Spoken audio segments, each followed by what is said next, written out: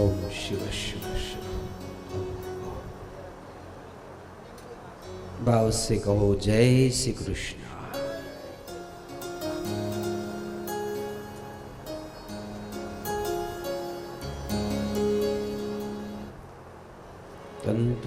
તન્ત્વાગતાહં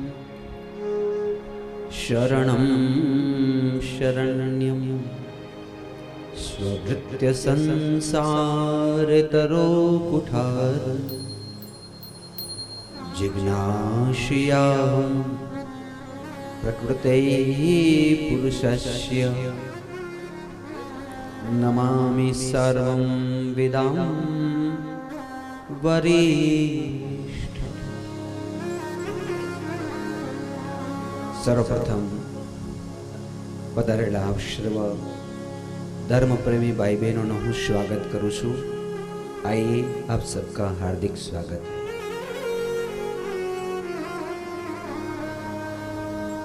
भगवान श्री कपिल जी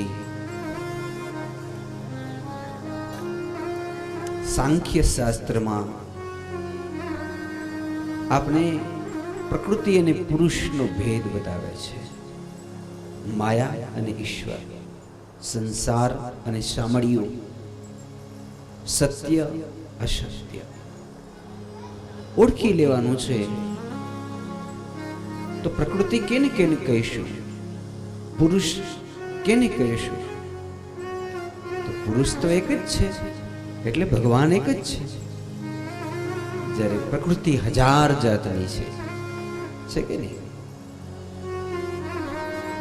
તો તમારે પ્રકૃતિમાં બંધાઈ રહેવું છે કે પુરુષને જાણી લેવા છે? ભગવાનને માત્ર જાણી લેવાથી જ બધું જ કામ થઈ જાય. પછી કંઈ કરવાનું ન હોય. કંઈ તમને એમ થાય કે વૈકુંઠ જવા માટે આટલા બધા ઉપવાસ કરવા પડશે, આટલી બધી યાત્રાઓ કરવી પડશે, બધું છોડી દેવું પડશે. ના, માત્ર એને જાણી લેવા કે આ ભગવાન છે, આ પ્રકૃતિ એટલે માયા છે.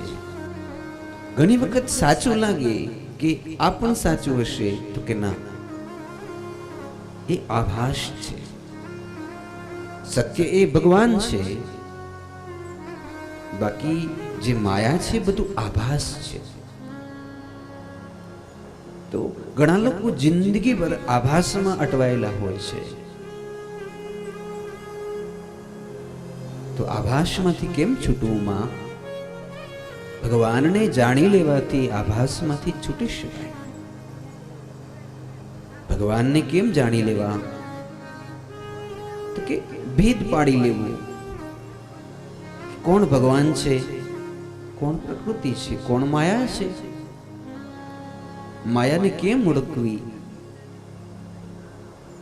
તો કે માયા છે ઘડીક ઘડીકમાં બદલાય, એનું નામ માયા છે. ભગવાન ક્યારે બદલાતા નથી.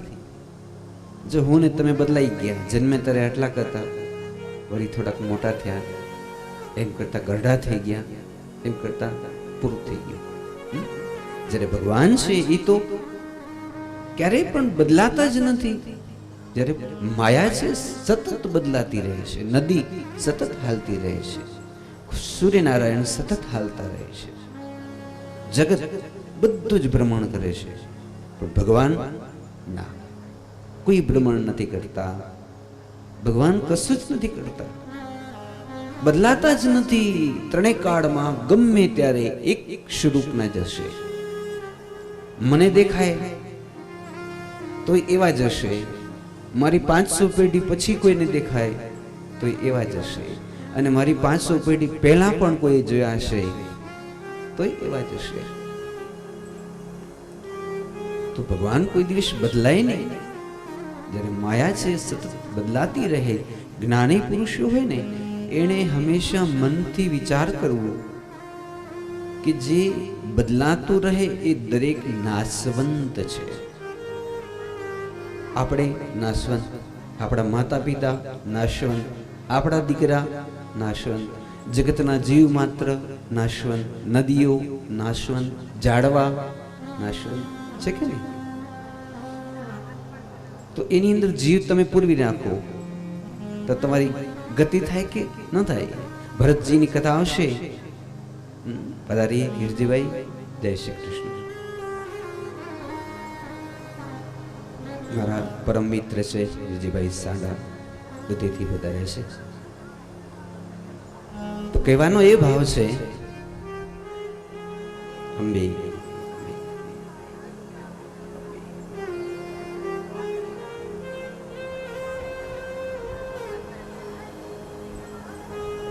મીરાબાઈ કહે છે,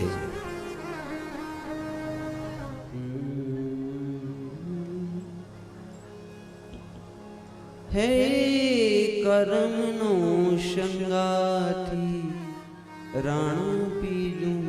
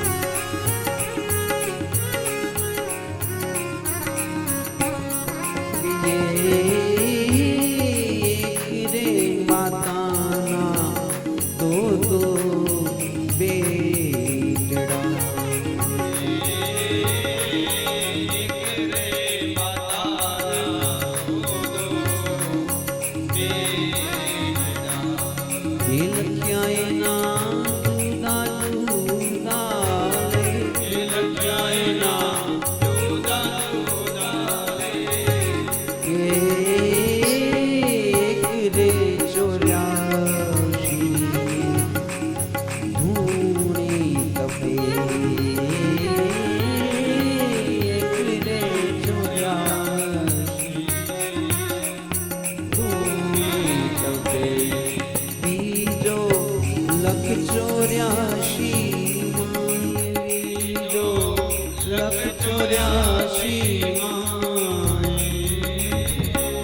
પરમનો શંકાતે રાણા બીજું કોઈ નથી.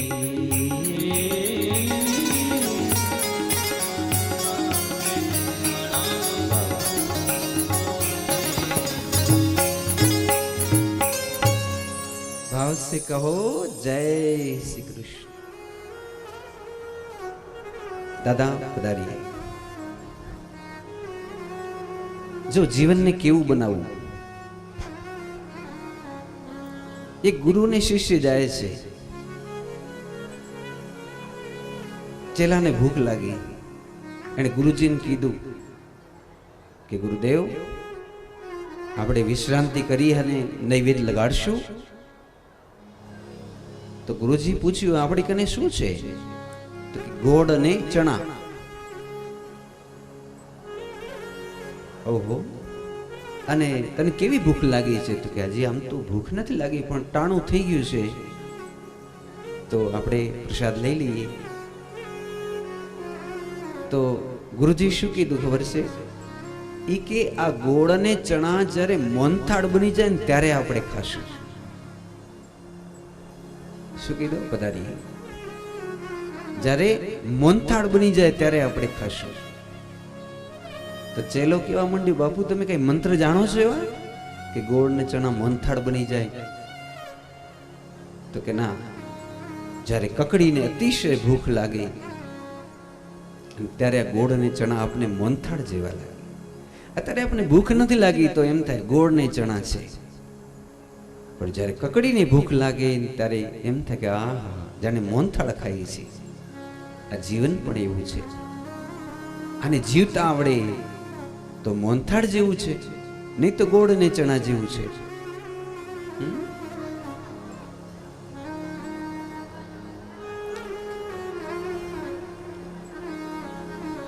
નાગાધીશ્વર વિષ્ટરા ફણિપણોત સારુ રત્નાવલી ભાસ્વ દેહ લતા દિવકર નિભા નેત્ર ત્રયોદ ભાષિત માલા કુંભ કપાલ નિરજકરાજ અર્ધચંદ્ર ચુડામણી સર્વૈજ્ઞેશ્વર ભૈદયા અંક નિલ્યા પદ્માવતી ચિંતયે.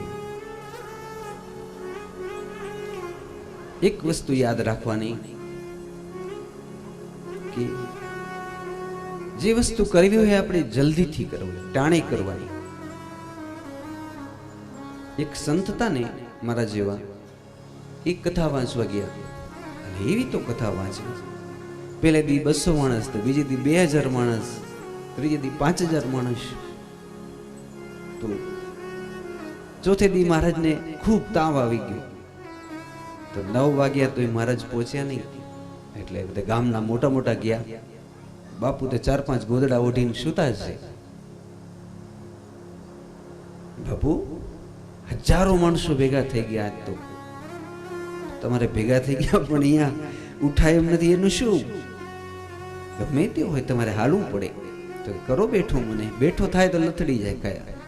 જોયું, વૈદને બોલાયા. વૈદ કે આને તો અઠવાડિયું 15 દી આરામ કરવા દેવા પડે, બોલી નહીં શકે,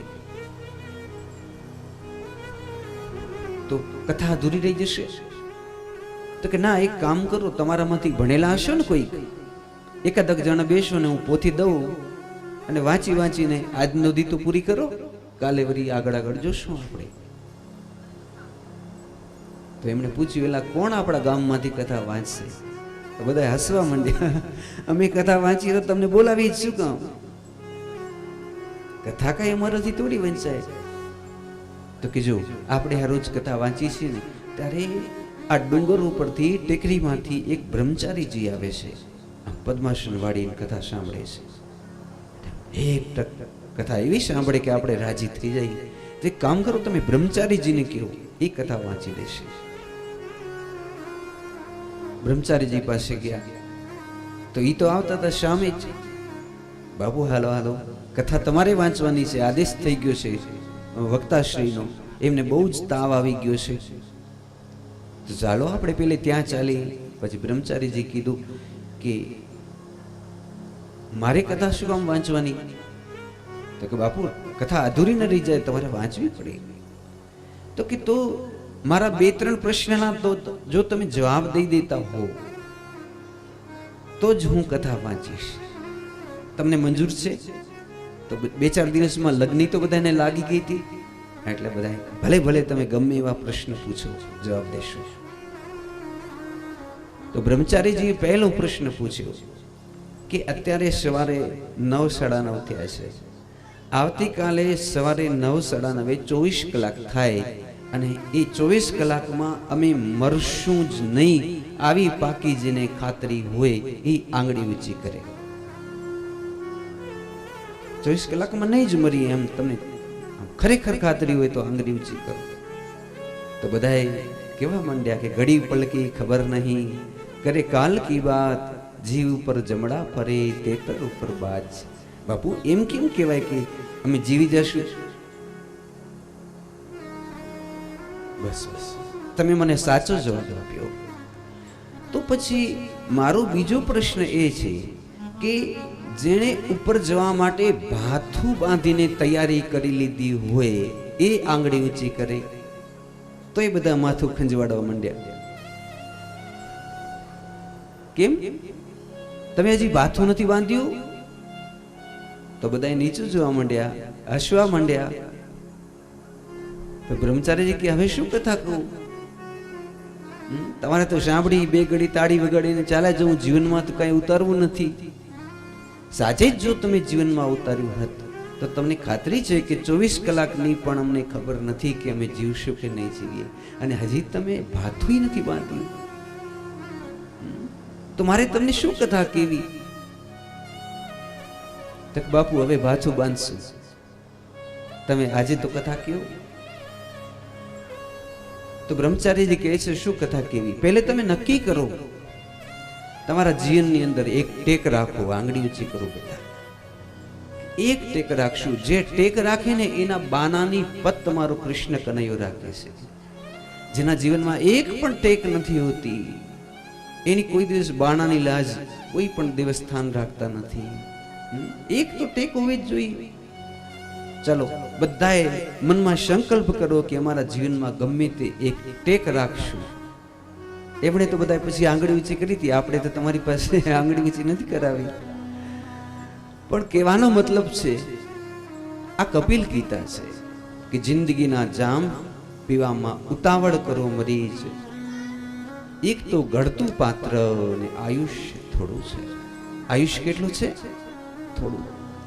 એક કાચો ઘોડો હોય કેમ આમ જમતો હોય, શિવજીની ઉપર જે હોય જાડી, આમ ટપ ટપ ટપ ટપ ટપ સવાર સુધી એમ ખાલી થઈ જાય. એમ આપણું આ ચાલુ જ છે, આયુષ્ય આપણું ઓછું થાય છે. ક્યારે ખાલી થઈ જશે? ઘડીક વારમાં તો જય નારાયણ થઈ જશે. તો ઉતાવળ કરો ભાથા બાંધવામાં. બાપુ પણ ભાથું શેનું બાંધવાનું? તો કે સત્કર્મ. સત્કર્મ એટલું શું? દાન દેવું કેવું નહીં, જીવનને સત્યમય બનાવી દેવું. જીવન સત્યમય બની જાય. એનું નામ સંન્યાસી, એનું નામ યોગી, એનું નામ ઋષિ, એનું નામ મહાત્મા, એનું નામ તપસ્વી, જે પણ કહો બધું સત્યમાં આવી જાય. ભાથું બાંધવાનો અર્થ છે પ્રપંચ છોડી સત્ય તરફ જવું, સત્યને પકડી લેવું. ખાવું સત્ય, પીવું સત્ય, પહેરવું સત્ય, ઓઢવું સત્ય, વિચારવું સત્ય, બધું જ સત્ય. આ ધીમે ધીમે ભાથું બાંધતા જવાનું. આજે 50% સત્ય જીવનમાં આવ્યું, પછી બધી ધીમે ધીમે 75% સત્ય જીવનમાં આવ્યું, અને એમ કરતે કરતે મૃત્યુ થાય ત્યાં સુધી 100% જો જીવનમાં સત્ય આવી જાય તો પૂજ્ય ડોંગરેજી મહારાજ જેવું આપણું જીવન ધન્ય ધન્ય બની જાય. સત્ય જીવનમાં ઉભરાય ભરાય. તો तो एक श्वास खाली मत खोए, हरि नाम बिन कीचर कलंक अंग धोई ले तो धोई ले। मानव को जन्म फिर ऐसो न मिले गो मूढ़, परम प्रभु से प्यारो होई ले तो होई ले। छिन भंग देहता में जन्म जो सुधारी बो है, तो बिजरू के जमा के मोती प्रोई ले तो प्रोई ले। आयुष्य કેટલું છે? વીજળીના ચમકારા જેટલું. ગંગાશ્વતીન પાનભાઈ શું કહે છે? વીજળીને ચમકારે મોતીડા પૂરવો પાનભાઈ, અચાનક થશે અંધકાર. ક્યારે થશે શું ખબર? પૂજ્ય રામ શર્મા આચાર્યજી જ્યારે એમનો દેહ છૂટતો હતો ત્યારે હજારો એમના શિષ્યો એમ કહેતા હતા કે બાપુ હવે ગીતાજી સંભળાવીએ, તો પોતે ના પાડે. હવે ગીતા સંભળાવે? તો કોઈ વેદ શાસ્ત્ર ગાયત્રી મંત્ર? તો કે હવે એ તો સમય જાતો રહ્યો, હવે. ત્યારે રામ શર્મા આચાર્યજી એમ જ કહે છે કે મેં મારું જીવન એક સત્યથી ભરી લીધું છે, એક ઈશ્વરથી ભરી લીધું છે. હવે મારી પાછળ કોઈ ગીતાજી કે કઈ વાંચવાની તમને જરૂર જ નથી. હવે કઈ વાંચવાની જરૂર નથી. જે કઈ કરવાનું છે જુવાનીમાં કરવાનું છે. ભક્તિ કરો પાતાલ મેં પ્રકટ હોય આકાશ, દાવી દુબી ન રહે કસ્તુરી કી બાશ. बाला वैश्य भक्ति करे जग से रहे उदास, तो तीर्थ व्रत उनकी आशा करे कब आए हरि को दास. મને હું ઘણા બધા માણસોથી દરરોજ મળતો હોઉં, તો જે નિખાલસ પ્રકૃતિના માણસો હોય ને એને જોઈને મને એની ઈર્ષા થાય કે આનો સ્વભાવ કેટલો નિર્ભરતાથી ભરેલો છે. કોઈ માણસ આવીને એમ કે હું તો આટલા બધા વ્રત કરું, આટલી બધી ઉપાસના કરું, પણ એની આંખ જોઈએ તો અંદર ગંદકી ભરેલી હોય. આપને એમ લાગે કે આ માણસ મિત્રતા કરવા જેવો નથી. ત્યારે અમુક માણસને જોઈએ તો કોઈ દી મંદિરે જતા હશે કે નહીં ભગવાન જાણે, માળા જપતા હશે કે નહીં ભગવાન જાણે, પણ એટલા નિખાલસ, એટલી એની આંખોમાં એવી સ્વચ્છતા, એના જીવનનું એવું માધુર્ય, આપને આપોઆપ એનાથી મિત્રતા કરવાનું મન થઈ જાય. તો જીવનમાં આ ભરવાની જરૂર છે. તમે કેટલી માળા ફેરવી કે કેટલી વાર મંદિરે ગયા, એની કરતાં તમારા જીવનને કેટલું નિર્મલ બનાવ્યું એ ખાસ જરૂરી છે. ચલો આજથી સંકલ્પ કરો કે તમામ કાર્યમાં ઈશ્વરને સાક્ષી રાખશું. કોઈ પણ કામ કરતા હશો, જમતા હશો, જય શ્રી કૃષ્ણ બોલીને જમવાનું. પાણી પીધું, જય શ્રી કૃષ્ણ. સ્નાન કરતે કરતે જય શ્રી કૃષ્ણ. ઝાડુ કાઢતે કાઢતે જય શ્રી કૃષ્ણ. અરે જોગ અને ભોગ, સંતાન પ્રાપ્તિ માટે પુરુષ અને પત્ની ભેગા થાય ત્યારે પણ જય શ્રી કૃષ્ણ બોલું. તો કોઈ ધ્રુવ અને પ્રહલાદ જેવા દીકરા કે દીકરી આપણા પેટેથી પ્રગટ થાય. તમામ કાર્યમાં ઈશ્વરને સાક્ષી રાખવા. એક કથા છે, મને બહુ જ ગમે. મારા ફૈબા કહેતા મને કથા કે એક મોટું ખોરડું હતું અને એટલા પૈસા કે કોઈ એ વખતમાં એમ કહેવાતા ધનાઢ્ય. એટલે શું કરે, ડોશીમાને આમ હતા એકદમ એવા એકલા જ હતા, વિધવા હતા. તો જે આવે એને એમ કે મારી તું જય બોલ. એનું નામ હતું મારી જય બોલવાની. ભગવાનનો જય શ્રી કૃષ્ણ નહીં કહેવાનું. નમો નારાયણ એમ બાવાજી કોઈ બોલે ને જમવા જાય ચાલ ઉપર, તો મારા ઘરે આવ્યો તો મારું નામ બોલ, માં જય શ્રી કૃષ્ણ એમ બોલ. તો કોઈ દી ભગવાનનું નામ ન લે, દક્ષિણા દે તો એમ ન કે જય શ્રી કૃષ્ણ અર્પણ. તો એક દિવસ નારદજીને થયું કે ડોશીમાં કેટલા નિખાલસ છે, પણ એને ખબર જ નથી અજ્ઞાનતાથી કે કોઈ દી નથી મંદિરે જતા, નથી ગૌશાળામાં જતા, નથી ભજન કરતા, નથી ભક્તિ કરતા, એના ઘરમાં મંદિરે નથી, દીવાએ નથી. હાલો ને એની પાસે જાવ. એટલે નારદજી એની પાસે આવ્યા. કે જય શ્રી કૃષ્ણમાં ના. નમો નારાયણ તો કે ના. સીતારામ તો કે ના, એ તો હું મારી જીભથી બોલીશ જ નહીં. માં મને ભોજન કરવું છે, હું બ્રાહ્મણ છું, તપસ્વી, પણ એક શરતે હું તારા ઘરે ભોજન કરું. તું દાન તો બહુ દે છે, પણ તારે હવે એક જ વસ્તુ કહેવાય. શું કહેવાની? કૃષ્ણાર્પણમસ્તુ. ઝાડુ કાઢતી હોય તો કૃષ્ણાર્પણમસ્તુ, જે પણ કરતી હોય કૃષ્ણાર્પણ. તો આથી તું મારી શિષ્ય, હું તારો ગુરુ, તારું જીવન ધન્ય ધન્ય બની જાય, તારે કોઈ મંદિરોમાં જવાની જરૂર નથી. પેલી તો હતી એકદમ સ્વચ્છ હૃદયની કે ભલે લ્યો. રોટલા બનાવી દીધા, નારદજી જમ્યા, માથે હાથ મૂક્યો, અંદરનું ખુલી ગયા દ્વાર બધાય. હવે રોટલા બનાવી તોય કૃષ્ણાર્પણમસ્તુ, કપડા ધોતી હોય તો કૃષ્ણાર્પણમસ્તુ. આમ કરીને છાંટા મારે તો ઉડે વૈકુંઠમાં ભગવાન. ભગવાન આમ કરે, પછી ઉકેડો બોવારી, પછી આમ કરે કૃષ્ણાર્પણમસ્તુ. ભગવાનને ઉડે વૈકુંઠમાં. તો ભગવાન આમ કરી આખો દી કપડા ખંખેરીને થાકી ગયા. લક્ષ્મીજી એક દી કે પ્રભુ આ છે કોણ ડોશી? એ કે ડોશી તો બરોબર, પણ આ નારદે દાટ વાર્યો છે બધો. કૃષ્ણાર્પણ શીખડાયું તો હવે આ નથી. 56 ભોગ લાગ્યા હોય ત્યારે નાખી કચરો. કૃષ્ણાર્પણ વસ્તુ એટલે આવી જાય બધાયમાં કચરો. પછી ભગવાન અને લક્ષ્મીજી બે ત્યાં ગયા, બ્રાહ્મણનું રૂપ લઈ. માં, ઓ મારા દીકરા, આવો આવો, અમારે રોટલા ખાવા છે. તો કે ભલે, પણ રોટલા એક શરતે ખાયું કે તમે આ કૃષ્ણાર્પણ કહેવાનું બંધ કરો. તો ડોશીમાં ધોકો ઉપાડ્યો કે એ તો મારો ગુરુ શીખવાડી ગયો છે કે નીકળ બારે, એ તો કોઈ દી બંધ નહીં થાય. લારે દોડી ભગવાન ભાગી ગયા. પછી કે હવે એ વચ્ચેનો ઉપાય એક જ છે, નારદને બોલાવી. નારદને બોલાવ્યો. નારદજી, હવે આપણે ઉપાય શું કરવું? નારદજી કે એક જ ઉપાય છે, વિમાન મોકલાવો, આવી જાય વૈકુંઠમાં, વ્યાધિ પૂરી. ભગવાને મૂક્યો વિમાન. જે ડોશીએ કોઈ દી જય શ્રી કૃષ્ણ નતું કીધું, જેણે કોઈ સત્કર્મ એવા કર્યા જ નતા, પણ નારદ જેવા સદગુરુ મળી ગયા, તો આ ડોશીમાં વગર કારણે વૈકુંઠમાં પહોંચી ગયા. કહેવાય કે નહીં, વગર કારણથી વૈકુંઠમાં પહોંચી ગયા. તો કહેવાનો મારો એ ભાવ છે કે એકદમ નિખાલસ જીવન હોય, જેને કોઈ દુનિયાના રંગ લાગેલા ન હોય, જેનું હૈયું પારદર્શક હોય, જેવા અંદર એવા બહાર દેખાતા હોય,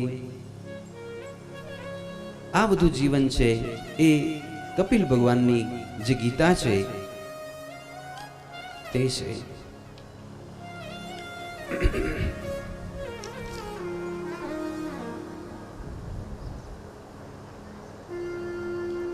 તો આ પ્રમાણે કપિલ ભગવાનની ગીતા પછી ચતુર્થ સ્કંદ આપણે પ્રારંભ કરવાનો છે.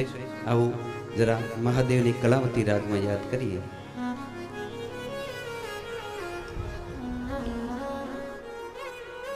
બોલે તેરી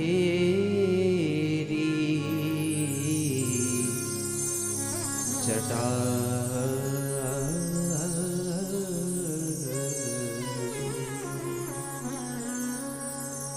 बहती है गंगेधार, बहती है गंगेधारा, बोले बहती है गंगेधारा, काली जटा के अंदर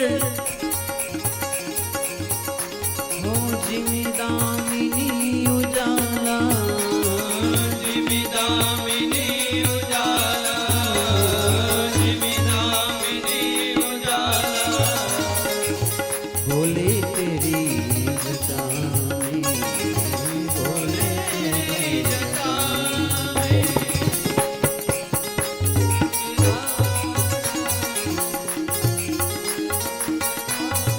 शिव नाम जो विचारे, सब दोष पाप टारे टारे, सब दोष पाप टारे टारे, सब दोष पाप टारे। ब्रह्मानंदी नाम सारे, ब्रह्मानंद नाम सारे, ब्रह्मानंद नाम सारे। भव सिंधु पार तारा, भव सिंधु पार तारा, बोले तेरी जटा में, बोले तेरी जटा में, बोले तेरी।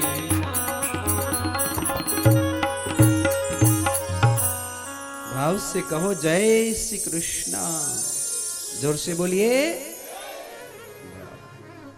शिव नाम जो उचारे, सब दोष पाप टारे, ब्रह्मानंद ना विचारे, भव सिंधु पार तारा, भूले तेरी जटा में, बहती है गंगाधारा, बहती है गंगाधारा। હવે સર્વપ્રથમ ચતુર્થ સ્કંદ, તૃતીય સ્કંદ આપણે શ્રી ઠાકરજીના ચરણમાં સમર્પિત કરીએ.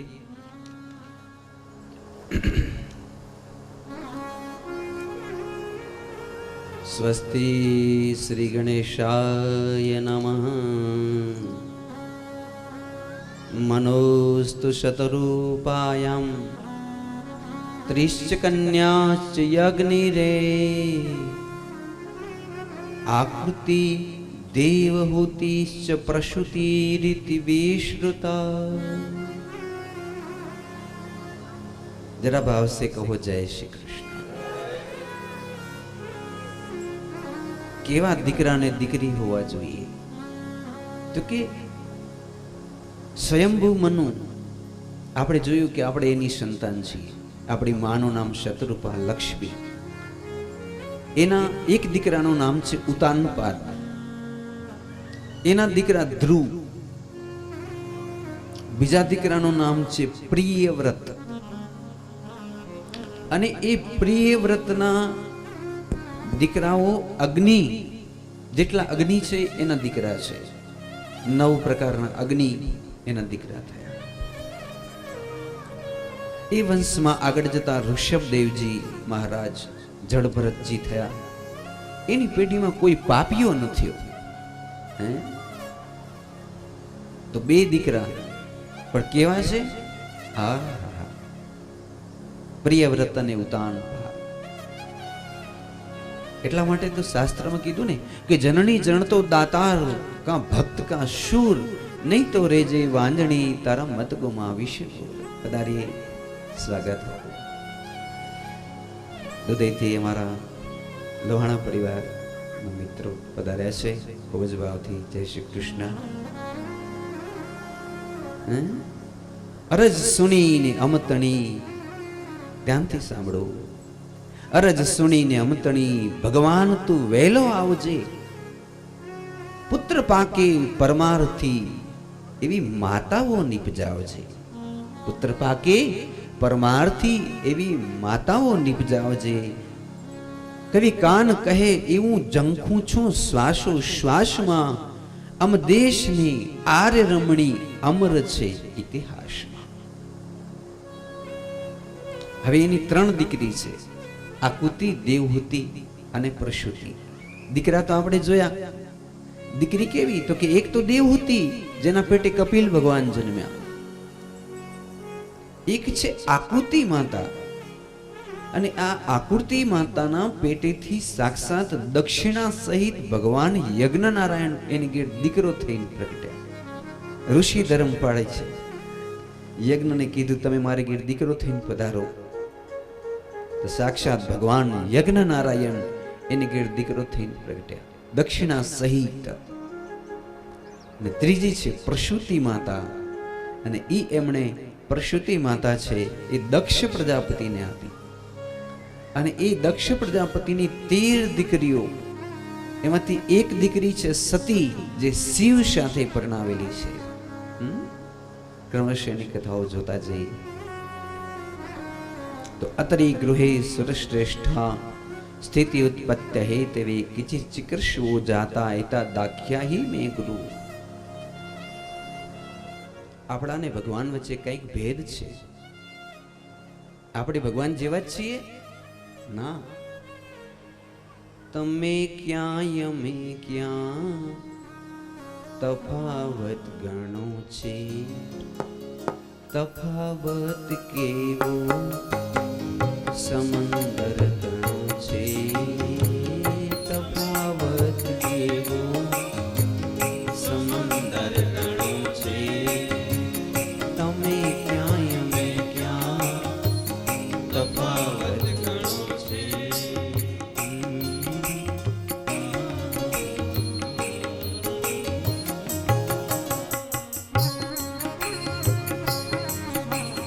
પ્રભુને અમે છીએ પાપી. તમે છો પ્રભુને અમે છીએ પાપી. દયાને કૃપણતા સાથે કેમ રાખી. દયાને કૃપણતા સાથે કેમ રાખી.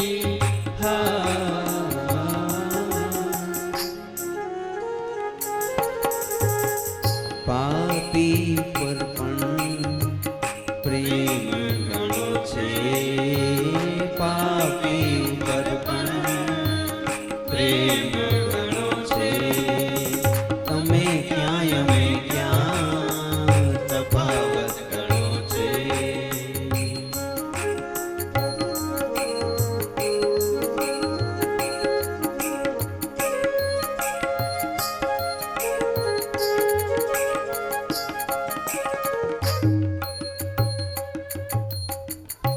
भाव से कहो जय श्री कृष्ण. जोर से बोलिए. પણ પાપી ઉપર પણ પ્રેમ ગણો છે. આપણે એવું લાગે છે કે આપણે પાપિયા છીએ, પણ જ્યારે એની સામે હાથ જોડીને ઊભા રહીએ છીએ તો એ તો પ્રેમનો દરિયો છે. તરત જ આપણા પાપ બાળીને ભસ્મ કરી નાખે છે. આવો બધી દીકરીઓનો વંશાવલી કહેતા અનસુયાજીની વાત કહેવા તમને માંગુ છું. અનસુયાજીના લગ્ન ચિત્રકૂટમાં રહેતા અત્રિ મુનિ સાથે થયા.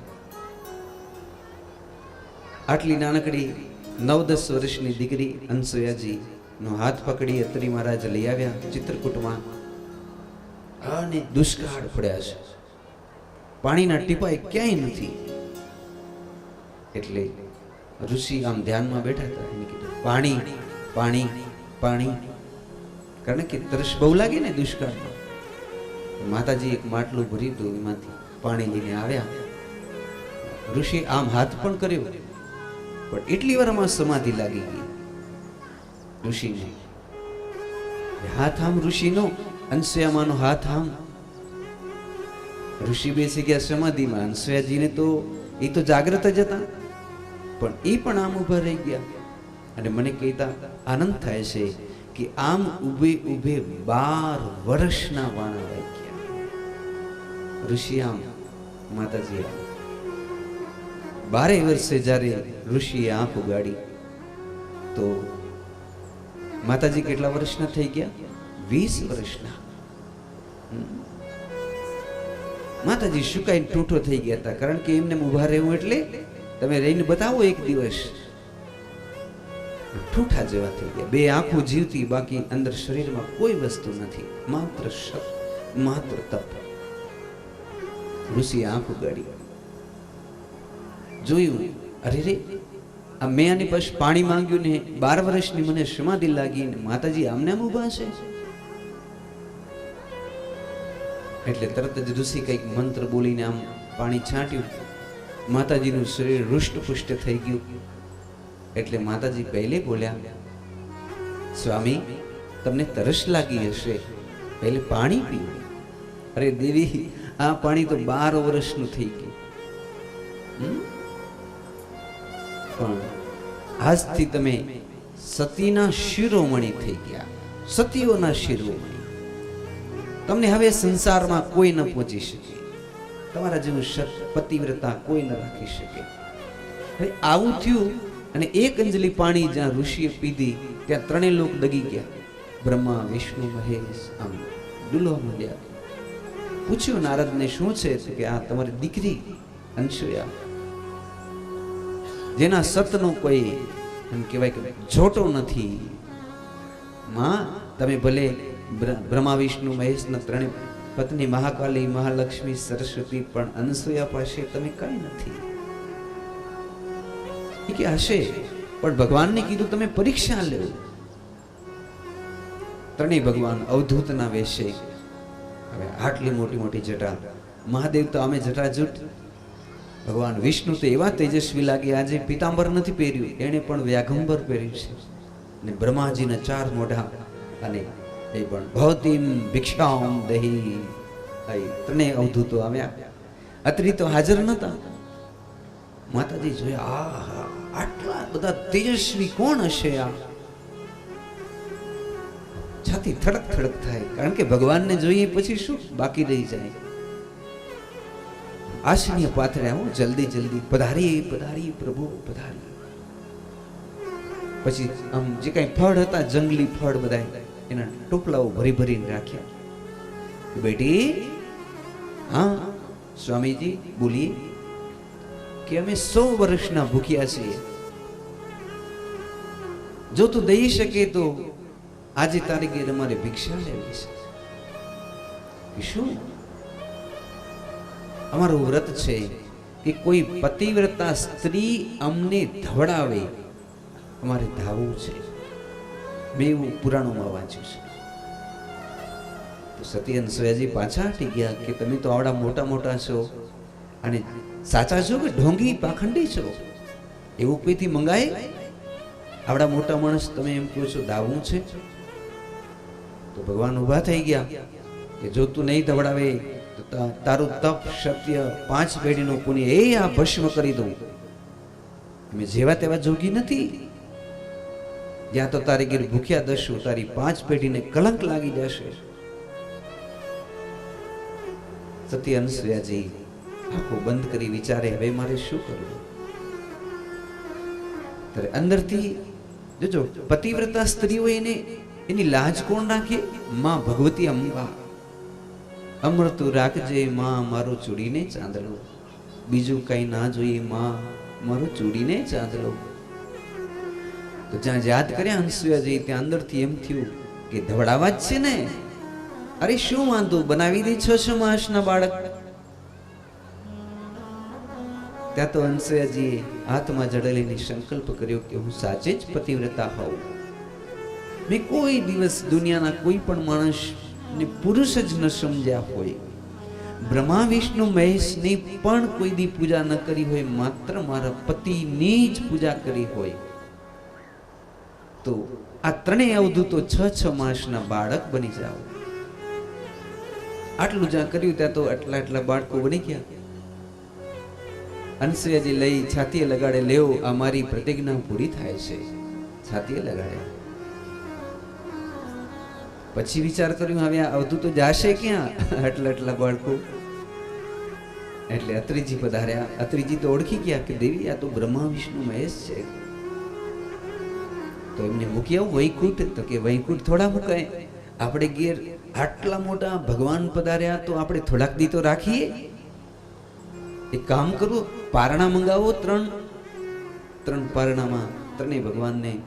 તેમાં ઘડીક થાય તો અત્રિ મહારાજ રમાડે, ઘડીક થાય તો અનસૂયાજી રમાડે, ધવડાવે, અને 24 કલાક સુવે નહીં. અર્ચના, વંદના, સ્તુતિ, શ્રવણ કઈ ને કઈ ચાલુ ને ચાલુ. એમ કરતા 15 દિવસ નીકળી ગયા. એક દિવસ નારદ મુનિ આવ્યા કે પ્રભુ હવે તો હાલો. લક્ષ્મીજી યાદ કરે છે, માં પાર્વતીજી યાદ કરે છે, બ્રહ્માજીની માં સાવિત્રી યાદ કરે છે. તો ભગવાન વિષ્ણુ પરમાત્માએ કીધું કે મારે તો આવું નથી, કારણ કે મને તો અહીંયા બહુ આનંદ આવે છે, પણ મહાદેવની પૂજા કરી જુઓ. ત્યારે ભોળિયોનાથ તો કે મેં તો કોઈ દી જન્મ જ નથી લીધા, અને માને ધવાય કેમ એ મને ખબર નથી, પણ આજે ધાવાનું શીખ્યો હું. ને રોજ રોજ અનસુયા મને ધવડાવે છે ને, તો મને તો ગણપતિ કાર્તિક ને કોઈ જાદે નથી આવતા કે ઈ ભલે ત્યાં સુખી હોય, આપણે અહીંયા સુખી. તો ભલે બેઠા એ ત્યાં જ. પછી બ્રહ્માજીને પૂછ્યું કે દાદા તમારે? તો બ્રહ્માજી કહે મેં તો કોઈ દી જન્મ નથી લીધા, અને એમાં સાક્ષાત મારો સગવો દીકરો અત્રી. અને અનસુયા કોણ થાય? મારી દીકરાની વહુ. મારી દીકરાની વહુ એટલે હું એનો શું થાઉં? સસરો. આજ દિવસ સુધી કોઈ સસરાને ધવડાવ્યો છે? આ વહુ મને ધવડાવે છે. આવા સુખ કેવી રીતે મળે તમે કયો? એટલે માતાજીને કહ્યું ને ભલે બેઠા થોડાક દી બધાએ ત્યાં અમે આનંદ કરીએ. નારદજીએ સમાચાર આપ્યા ત્રણે માતાઓને. માતાઓ પોતે જ હવે ભિક્ષુકાનું રૂપ લઈને આવી. આજે આપણે એ માતાજીને પ્રસન્ન કરવા હજારો યત્ન કરીએ છીએ, હે મહાલક્ષ્મી, હે મહાલક્ષ્મી. પણ ધને હો જો અનસુયાને કે લક્ષ્મી જેવી લક્ષ્મી પણ આજ અનસુયાને ઘેર હાથ લાંબા કરીને ઊભી રહી ગઈ. એક બ્રાહ્મણ તપસ્વી ઋષિને કે ત્રણે માતાઓ આવી. ભવતીમ ભિક્ષામ દેહી. પરણામાં સુતેલા ઓળખી ગયા કે આપણા આવી ગયા. આસનિયા પાતર્યા. મહાકાલી મહાલક્ષ્મી સરસ્વતી બેઠા. માં અમને ભિક્ષા આપો. શું આપું ભિક્ષા? તો કે વચન દેવ પહેલે, તો જ અમે તમારા પાસે કંઈક માંગીએ. અનસુયાજીએ વચન આપ્યું કે કદાચ માંગીને સૂરજ માંગશો, ચંદ્ર માંગશો ને, હું પતિવ્રતા ધર્મથી તમને સૂરજ ચંદ્ર પણ આપી દઈશ. માંગો, શું જોઈએ? તો કે સૂરજ ચંદ્ર નથી જોતા, પણ આ પારણામાં સૂતેલા ત્રણે બાળકો અમને આપી દો. અનસુયા, એ તારા તો બાળક છે, પણ અમારા સ્વામી છે, અમારા પતિ છે, એના વિના અમને એક પલવાર પણ ક્ષણવાર પણ ગમતું નથી. અનસુયા, અમને આપી દે ને. વિચાર કરો, મોટી મોટી શક્તિઓ મહાકાલી, મહાલક્ષ્મી, મહાસરસ્વતી હાથ જોડી કરગરે છે. અનસુયા, અનસુયા, અમને અમારા પતિ આપી દે ને. અનસુયાની આંખમાંથી અશ્રુની ધારાઓ ચાલી કે આપી તો દઉં, પણ આમના વિના મને કેમ ગમશે? અમે તો નિંદર નથી કરી આજ 15 દિવસ ત્યાં. અમને એટલા બધા ગમે છે. અમને એવું લાગે છે કે તમે લઈ જશો ને ભગવાનને તો અમારા પ્રાણ પંખેરું ઉડી જશે. ત્યાં અત્રીજી પધાર્યા. અત્રીજી માને પ્રણામ કર્યા. ત્રણે માતાની આરતી ઉતારી. અનસુયા, આ માતાને માંગે તે આપી દો. તો કે ઈ તો ભગવાન માંગે છે. તો કે આપી દો. સતી અનસુયાએ કીધું, લેવ હે માતાઓ, આ ત્રણ બાળકો અમે તમને અર્પિત કર્યા. બસ આજથી તમારા લઈ જાઓ. હે ત્રણે માતાઓ રાજી રાજી થઈ ગયા. પોતાના મૂળ સ્વરૂપમાં આવી ગયા. ગયા ત્યારે ભિક્ષુકા બનીને ગયા હતા, પોતાના રૂપમાં આવી ગયા. હે સોળે શણગાર સજેલા, 18 ભુજા, લાલ લાલ રંગ, આખા શરીરમાંથી કંકુ ઝરે, આંખમાંથી અમી ઝરે, ત્રીજી આંખ ગડીક થાય ને લબક લબક થાય. હે એવી ભગવતી અંબિકા પોતાના મૂળ રૂપમાં આવી ગયા. ત્યાં તો અનસુયા અને આ મતરી મહારાજ તો ધન્ય ધન્ય થઈ ગયા. માં અંબે આમ જ્યાં દ્રષ્ટિ કરી ત્યાં તો સાક્ષાત પિત્ત વર્ણમ, આખું શરીર સોના જેવું એવા મહાલક્ષ્મી કમળના પાંદડા ઉપર વિરાજમાન, ને હાથીના જે બચલાઓ નાના નાના એ માના ચરણની સેવા કરતા હોય. અને એવું દિવ્ય સ્વરૂપ ભગવતી મહાલક્ષ્મી. અને સાક્ષાત સાવિત્રી એટલે ગાયત્રી, જેના તેજ સામે આમ જોઈ ન શકાય, આખો આમ અંજાઈ જાય એટલું તેજ આ બ્રહ્માજીના પત્નીનું. અનસુયાજી ધન્ય ધન્ય થઈ ગયા. માં લ્યો આ પતિ. હસતે હસતે ત્રણે પારણા પાસે ગયા. પારણામાં જોયું, હવે ઘટના એ ઘટી કે ત્રણે ભગવાન એક જ સ્વરૂપના બની ગયા હતા. કેવા બની ગયા? એક જ સ્વરૂપમાં. બ્રહ્માજી પણ એવા જ લાગે, એવા જ રૂપ, એવા જ રંગ. ભગવાન વિષ્ણુ પણ એવા, ભગવાન મહાદેવ પણ એવા. માતાજી પાર્વતીજી અંબાજી આમ માથું ધુણાવે છે. મહાલક્ષ્મી, આમાંથી વિષ્ણુ કયા છે? તમે તમારા પતિને ઓળખ્યા? લક્ષ્મીજી માથું ધૂણાવે, નહીં, મને તો ભગવાન ઓળખાતા નથી. ત્યારે સાવિત્રી બોલ્યા કે બહેનો સાંભળી લ્યો, આ ભગવાનને જો આપણે આમને આમ ઓળખીને આપણા લોકમાં લઈ જશું તો આ ભગવાન કાયમ 6 મહિનાના જ રહેશે. અનસુયા શું બોલ્યા છે? 6 મહિનાના રહો. આ કોઈ દી 7 મહિનાના નહીં થાય. તો આટલા બચલા લઈને આપણે શું કરશું ત્યાં? એની કરતા આ માતાજીને કહીએ કે આપણા પતિ જેવા હતા તેવા ને તેવા જો આપે તો જ આપણું કામ થાય. શું માતાજીમાં શક્તિ નહીં હોય? છતાંય અનસુયાને કરગર્યા, માં, અમારા પતિ મૂળ સ્વરૂપેથી જેવા હતા તેવા ને તેવા બનાવી દો. અને હવે સતી અનસુયાજી પોતાના પતિના ચરણને પ્રણામ કરી હાથમાં જળ લઈ સંકલ્પ કર્યો કે મારી આખી જિંદગીનું પુણ્ય હું અર્પિત કરું છું. આ ત્રણેય જે મહાપુરુષો છે પોતાના મૂળ સ્વરૂપને પ્રાપ્ત થાવ અને 6 મહિનાનું મારું જે વચન હતું એ હું પાછું લઈ લઉં છું. એમ કરી પાણી છાંટ્યું. ત્યાં તો હે બ્રહ્માજી આમ 4 હાથમાં વેદ લઈ અને આમ પ્રગટ થઈ ગયા. અને આ બાજુ ભગવાન મહાદેવ ડમરું લગાડવા માંડ્યા, હાથમાં ત્રિશુલ લઈ, ત્રણેય આંખો લબકારા માડે છે, નાગ પેલો જટાજૂટ. અને આ બાજુ ભગવાન વિષ્ણુ શંખ ચક્ર ગદા પદ્મધારી, શાંતાકારમ ભુજગશયનમ પદ્મનાભમ શુક્લમ. સ્ત્રીને અનસુયાનો હર્ષ નથી માતો. સાક્ષાત 18 ભુજાવાળી અંબિકા આપણા ઘરે, 4 ભુજાવાળા વિષ્ણુ મહાદેવ. જો તો ખરા આપણા કેવા ભાગ્ય હશે. પ્રભુ, અમે તમારી આરતી ઉતારીએ. અત્રિ અને અનસુયા આરતી ઉતારે. મનમાં વિચાર થાય, હમણાં જ ચાલ્યા જશે, આના વિના આપણે કેમ રહી શકશું? એટલે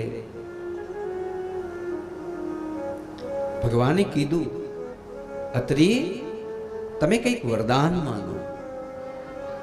ત્યારે અત્રિ મહારાજે વરદાન માંગ્યું કે મને તમારી અટલ અવિચલ ભક્તિ આપો. મારા મૃત્યુ પછી હું નિર્વાણ લોકને પ્રાપ્ત થાઉં, બ્રહ્મ નિર્વાણને પ્રાપ્ત થાઉં. અનસુયાજીને કીધું, માં, તમે કંઈક માંગો. જજો. અનસુયાજી કહે, મારા પતિની રજા લેવી પડે. મારા પતિ જો મને કહે તો મારાથી વરદાન માંગાય. જો તો ખરા, ભગવાન વરદાન માંગવાનું કે અને છતાંય આ માતાજી એમ કહે છે કે જો મારા પતિ કે તો મારાથી વરદાન માંગાય. અત્રિ મહારાજે હા પાડી. અનસુયાજીએ પહેલું વરદાન માંગ્યું કે મારું પતિવ્રતા ધર્મ અટલ અખંડ અવિચલ રહો. નાથ, એક હજી વરદાન માંગો. તો મેં તમને 15 દિવસ ધવડાવ્યા, પણ મારું મન હજી ધરાણું નથી. તમે મારા પેટેથી મારા દીકરા થઈને જન્મો અને હું તમને ધવડાવીને આનંદને પ્રાપ્ત થાઓ. બીજું વરદાન એ છે કે તમે 3 જણા મારા પેટેથી મારા દીકરા થઈને જન્મ લો, અવતાર લો. ભગવાન હસવા લાગ્યા. તથાસ્તુ, તથાસ્તુ. હવે જઈએ. પછી તો બધા જ ભગવાન અંતર ધ્યાન થયા અને કાળક્રમે ભગવાને મહાદેવને કીધું કે લ્યો, અવતાર લેવો પડશે તમારે અનસુયાને ઘેર. તો દુર્વાસા મુનિ બનીને પ્રગટ થયા. અત્રિ મહારાજના તેજસ્વી દીકરા દુર્વાસા, શિવ, ક્રોધનો ભંડાર. પછી કીધું બ્રહ્માજીને, લ્યો, તમારે અવતાર લેવો પડશે. તો બ્રહ્માજી આવ્યા, ચંદ્રમા બની ગયા. ચંદ્રમા બનીને એને ઘેર પ્રકટ થઈ ગયા. પછી ભગવાનને પ્રાર્થના કરી, પ્રભુ તમે પણ પધારો. અને એ વખતે દત્ત ભગવાન બની અને સાક્ષાત વિષ્ણુ નારાયણ પણ પ્રગટ થયા. આપણે જોતા હતા 24 અવતારોની કથા. તો આ 24 અવતારોની કથાની અંદર દત્ત અવતારની કથા આપણે જોઈ. તો સતી અનસુયાના ચરિત્રને જે કોઈ ગાશે, સાંભળશે, સંભળાવશે એનું જીવન ચોક્કસથી ધન્ય ધન્ય થશે. તો આપણે જોતા હતા અત્રિ અને અનસૂયા ધર્મ અને મૂર્તિથી નર અને નારાયણ થયા છે. નર નારાયણની પણ કથા છે આમાં. એની માતા પિતા છે ધર્મ અને મૂર્તિ. નર નારાયણ અવતાર છે. એ પણ બદ્રી કેદારમાં આજ પણ તપ કરે છે અને અખંડ તપ એનું કાયમને માટે ચાલુ રહેશે. આ બદ્રીનાથની જે સ્થાપના કરી એ નરનારાયણ ભગવાને કરેલી છે. તો એ ક્યાં રહે છે? જ્યાં શ્વાસ નથી લેવાનું એવી જગ્યા ઉપર, જ્યાં આપણે કહીએ ને સ્વર્ગારોહણનો માર્ગ, ત્યાં કને રહે છે આજની તારીખમાં નર અને નારાયણ.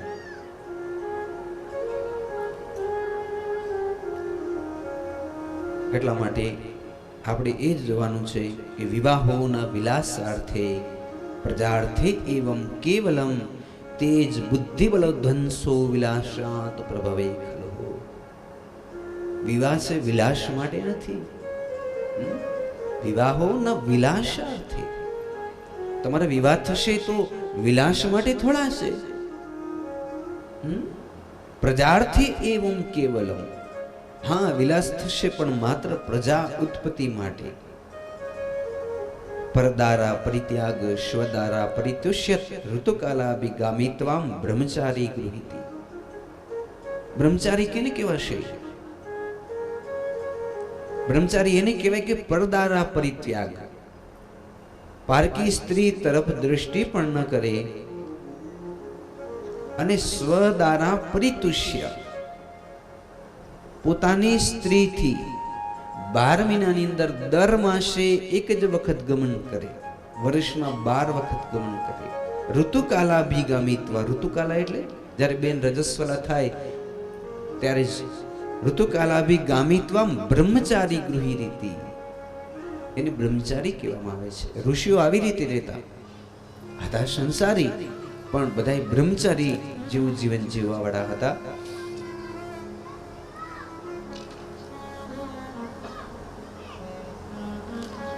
હવે આગળના અધ્યાયમાં શિવજીની કથા જોઈએ.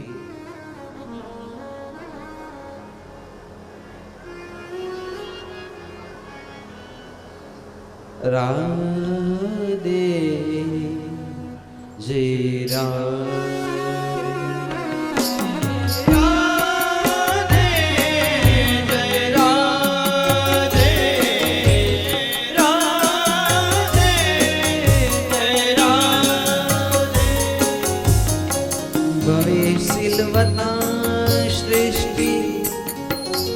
દક્ષુદ્રુહિત વત્સલ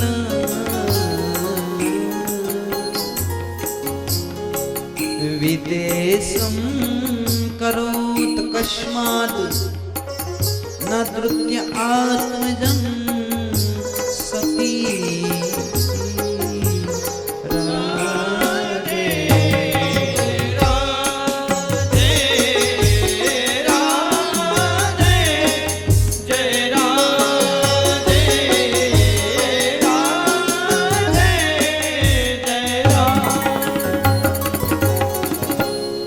भाव से कहो जय श्री कृष्ण.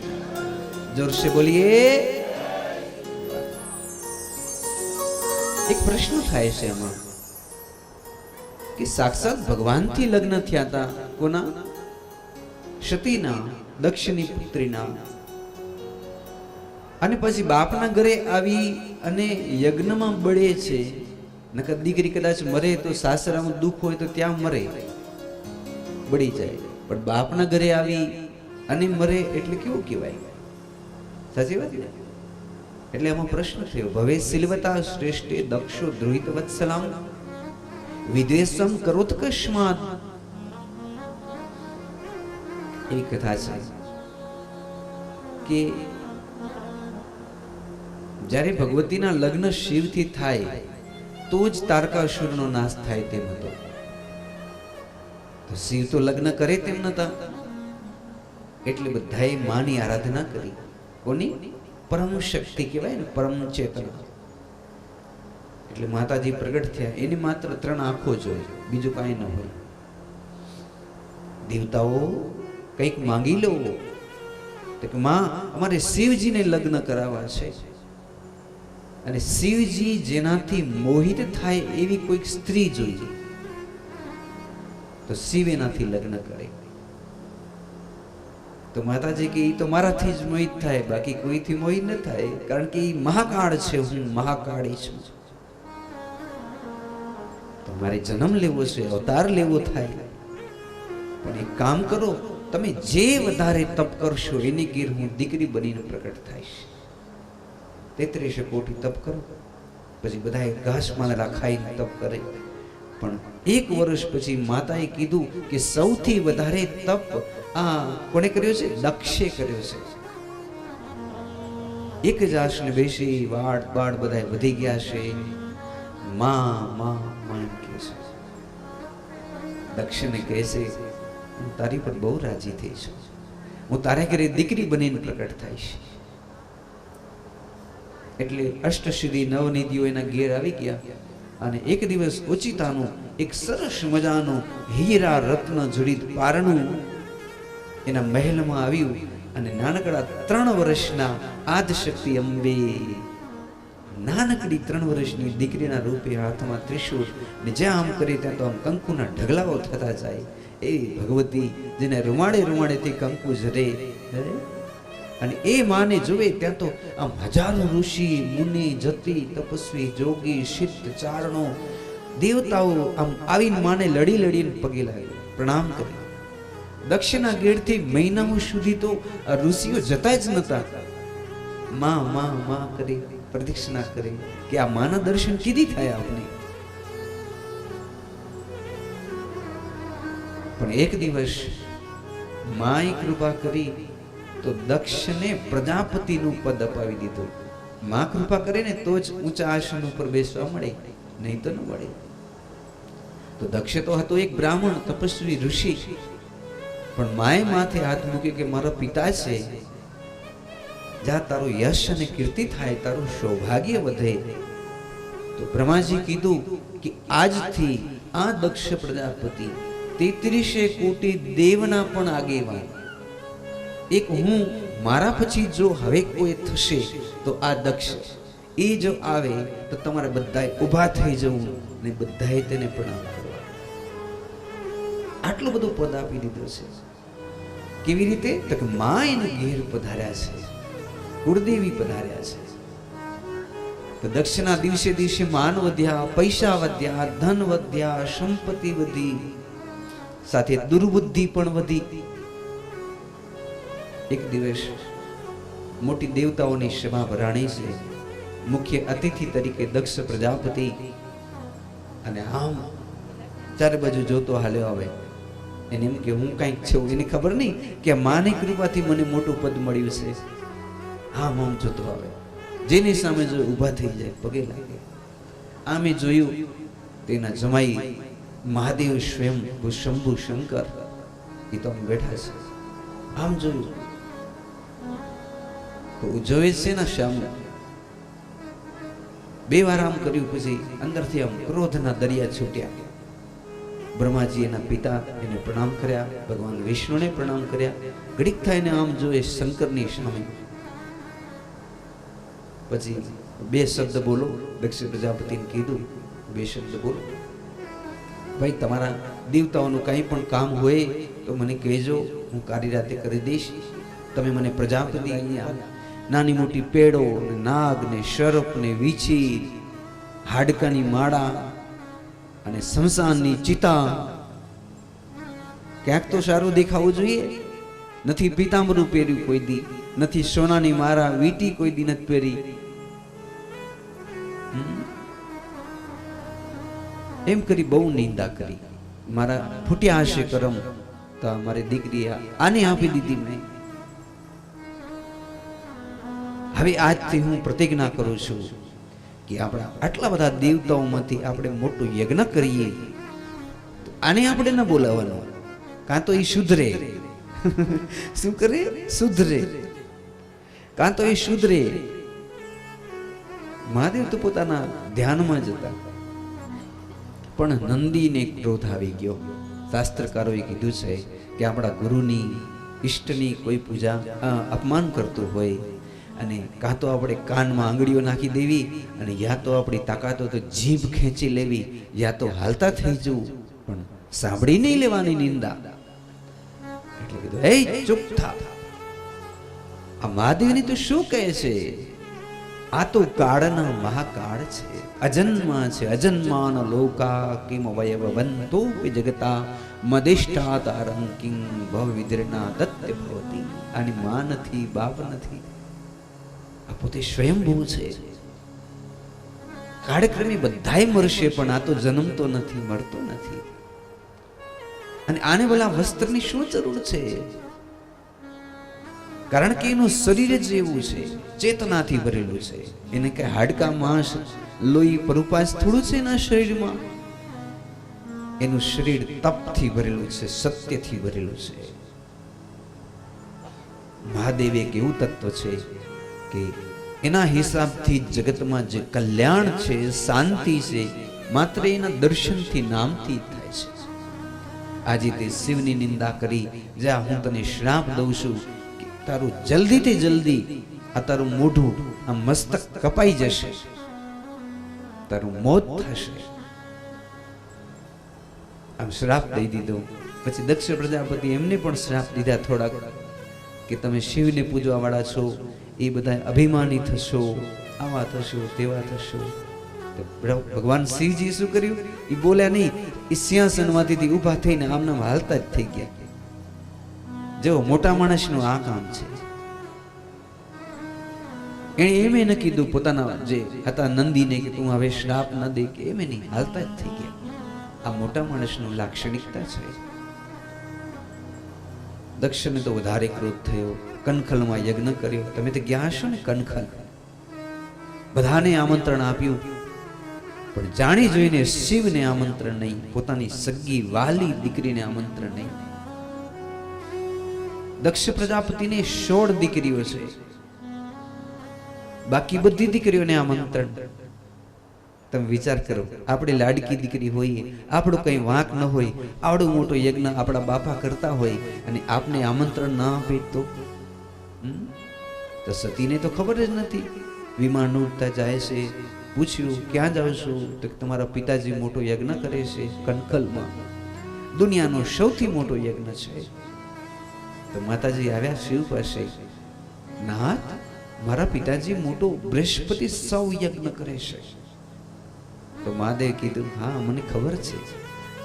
તો માતાજી ગુસ્સે થઈ ગયા કે તમને ખબર છે તો પછી તમે મને કીધું કેમ નહીં?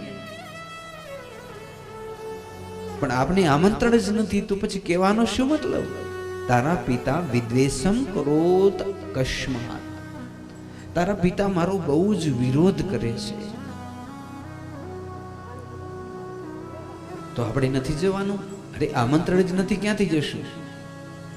એટલે માતાજી બેઠા, પણ ઘડીક વાર થી વરી પાછા આવ્યા. નાથ, શાસ્ત્રમાં કીધું છે કે આમંત્રણ ન હોય ને, આવ નહીં આદર નહીં, નહીં ને નો માને, તુલસી વહા ન જાઈ, ભલે કંચન વર્ષે મેહ. પણ આપણા બાપના ઘેર જવું હોય ને તો આમંત્રણની કઈ જરૂર ન હોય. ભાગવત કથા સાંભળવા આવવું જ હોય તો આમંત્રણની જરૂર ન હોય. મંદિરમાં દર્શન કરવા જવા હોય, ગંગાજીમાં ડૂબકી મારવી હોય તો તમને કોઈ કહેશે નહીં કે ડૂબકી મારો. તો બાપને ઘેર જવામાં શું વાંધો? મારે જવાની બહુ જ ઈચ્છા છે, અને ઈચ્છા એટલે છે કે મારા બાપ છકી બહુ ગયો છે, અભિમાનમાં મારે એને પરચો બતાવવો છે, એમ કહે છે માતાજી. આમ કરતા ને 18 ભુજા પ્રગટી ગયો હતા. સૌમ્ય પાર્વતી ઘડીકમાં તો 18 ભુજા વાળી ભગવતી બની, અને ભગવાને કીધું નંદી ઉપર બેસીને જાઓ, ત્યાં તો માં સિંહ ઉપર બેસી ગયા. લપકારા મારવા માંડી, તલવારો અને જે હથિયારો બધાય.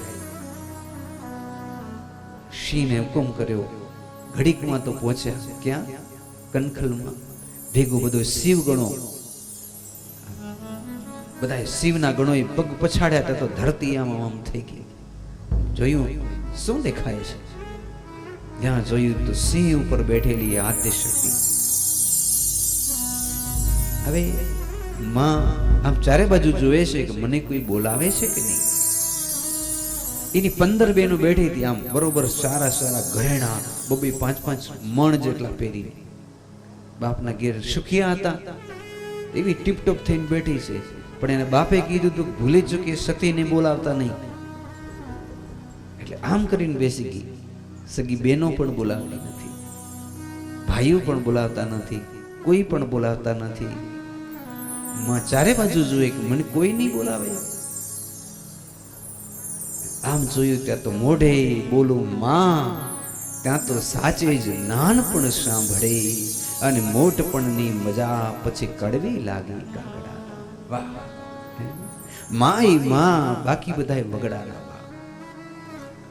શાસ્ત્રકારો કહે છે કોઈ એમ ન કીધું કે આવો, પણ એની માં હતી ને જે દક્ષ પ્રજાપતિની પત્ની, એ જોઈ ગયા, એ મારી દીકરી આવી, મારી માં આવી ને દોટ કાઢીને ભેટી પડી. ત્યાં તો માની આંખમાં પણ અશ્રુની ધારાઓ ચાલી.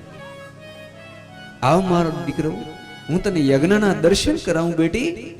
ત્યાં તો માની આંખમાં ક્રોધની જ્વાલાઓ તો આમ થાય છે, પણ છતાંય હાથ ચાલીને યજ્ઞશાળામાં લઈ આવ્યા. યજ્ઞશાળામાં આવીને જોયું તો મહાદેવ માટે કોઈ સ્થાન જ નથી. દેવતાઓ બધા બેઠા છે. માતાજીએ ક્રોધ કરીને કીધું, દેવતાઓ,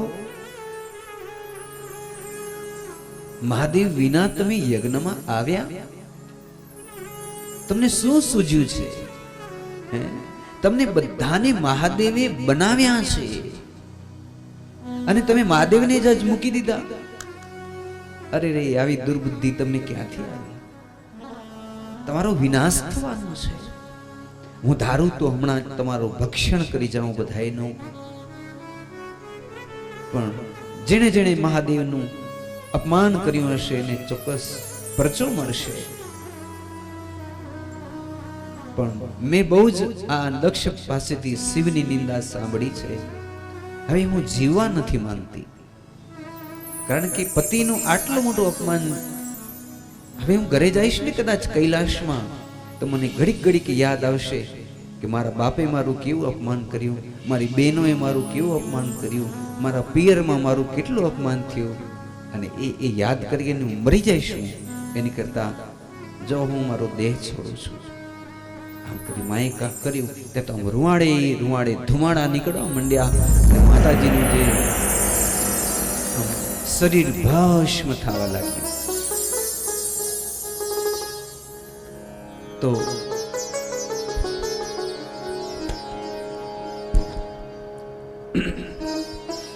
અર્ધદગ્ધ થયું છે માનું શરીર. બળ્યું નથી, આખું નથી બળ્યું. ત્યાં તો મહાદેવને સમાચાર મળ્યા, માં તો બળી ગયા. હે, મહાદેવે આમ જટા છોડી નાખી, હાથમાં ત્રિશૂળ લીધું, ડમરું લીધું અને વીરભદ્રને પ્રકટ કર્યા. વીરભદ્ર અને મહાકાળીએ યજ્ઞનો ધ્વંસ કરી નાખ્યો, દક્ષ પ્રજાપતિનું માથું કાપી નાખ્યું અને દક્ષ પ્રજાપતિનું માથું હોમાઈ ગયું. યજ્ઞ અધૂરો રહી ગયો. પછી બધા દેવતાઓ મહાદેવ પાસે ગયા, પ્રભુ આપ પધારો, યજ્ઞને સંપન્ન કરાવો. બધા દેવતાઓનો પ્રાર્થનાથી મહાદેવ રાજી થયા. મહાદેવ પધાર્યા, અમીભરી દ્રષ્ટિ કરી. ત્યાં તો જે તૂટી ગયું હતું બધું બરોબર થઈ ગયું. 3 પાડીઓ હોય ને એ તૂટી ગઈ હતી, સંધાઈ ગઈ. કળશિયાઓના આડાવડા થઈ ગયા હતા, સ્થાપન બીજું ત્રીજું બધું જ બરોબર થયા. મંડપ તૂટી ગયા હતા, બળી ગયા હતા, બધું જ બરોબર થઈ ગયું. હવે તો કે હવે અમારા યજમાનને જીવતા કરો, દક્ષ પ્રજાપતિને. ભગવાને કીધું લાવો, એને હું સજીવન કરું. ધડને લઈ આવ્યા. માથું ક્યાં ગયું? તો કે માથું તો સ્વાહા થઈ ગયું, હોમાઈ ગયું. ભગવાને કીધું આગળ જાઓ, તમને કંઈક આગળ દેખાશે. આગળ જઈને જોયું, એક બકરો દેખાણો. બકરાનું માથું કાપી દક્ષ પ્રજાપતિને લગાડ્યું. દક્ષ પ્રજાપતિ જીવતા થયા. તમે મહાદેવના મંદિરમાં જાઓ ને તો એ ઘંટાનાદ આપણે જ્યાં કરીએ ત્યાં કને એવું હોય છે, દક્ષ પ્રજાપતિના બકરાના મોઢા વાળું, ઘણા આમ ઓમ આમ કરતા હોય. એ શું છે? દક્ષ પ્રજાપતિનું, કે જે આમ કરશે ને એની ઉપર મહાદેવ બહુ જ રાજી થશે. કે મને ખબર છે જો તમારી નિંદા કરવા ગયો તો બકરાનું માથું લાગી ગયું, થઈ ગયું. હતો કોણ? 33 કરોડ દેવના આગેવાન. હવે કોણ થઈ ગયો? એક બકરો. એટલે કહેવાનો એ તાત્પર્ય છે. પછી તો ભગવાન આવ્યા, જોયું માને, પછી વિલાપ કરે છે, જીવતી થા, સજીવન થા. પણ દિશાઓ ડોલવા લાગી, હિમાલય પર્વતના ટુકડે ટુકડા થવા માંડ્યા, દરિયો આમ 100 કિલોમીટર ઉછળવા લાગ્યા. મહાદેવ આમ કરે છે, સજીવન થાવ. આકાશવાણી થઈ કે માતાજીના શબને તમે જમણે ખંભે લઈ આ પૃથ્વીની પ્રદક્ષિણા કરો તો આ માતાજી જીવતા થશે, તમને ફરી પાછા મળશે. તરત જ મહાદેવે જમણા ખંભે માતાજીનું એ સબ લીધું, હાલવા માંડ્યા. જ્યાં જ્યાં જાય ને ત્યાં કને આમ બધું આમ તૂટી જાય, ઝાડવા હોય સુકાઈ જાય, નદી સુકાઈ જાય, દરિયો માજા મૂકી દે, વિનાશ પ્રલય. હવે કેમ બચવું? એટલે વિષ્ણુ ભગવાને એ માતાજીના શરીરના સુદર્શન ચક્રથી 108 ટુકડા કરી નાખ્યા. કેટલા? 108. અને જે જે જગ્યાએ આ ટુકડા પડ્યા એને શક્તિપીઠ કહેવાયા. શું કહેવાયું? શક્તિપીઠ. આપણે અહીંયા હૃદય પડ્યું છે ગબ્બરમાં, માતાજીનું હૃદય, એટલે આપણે એને હૃદયપીઠ કહેવામાં આવે. મહાકાળી માતાજી પાવાગઢમાં ચરણારવિંદ પડ્યું છે તો એને ચરણારવિંદની શક્તિપીઠ કહેવામાં આવે. અને પછી એ ભગવાન મહાદેવ ઘોડીઓનાથ હિમાલયમાં તપ કરવા ગયા અને માતાજીની આરાધના હિમાચલ પર્વતે કરી. ત્યારે માતાજી એ હિમાચલને ઘેર પાર્વતી બનીને પ્રકટ થયા અને પછી મહાદેવ સાથે બીજી વખત હિમાચલને ઘેર ભગવાનના ધામધૂમથી લગ્ન થયા છે. એ કથા છે. જે આ શિવની કથા કહેશે, સાંભળશે, સંભળાવશે, એનું જીવન ધન્ય ધન્ય બનશે. ભાવ સે કહો જય શ્રી કૃષ્ણ. શંભો શરણે પડી માગું ઘડીએ ઘડી કષ્ટ કાબો દયા કરી દર્શન શિવયા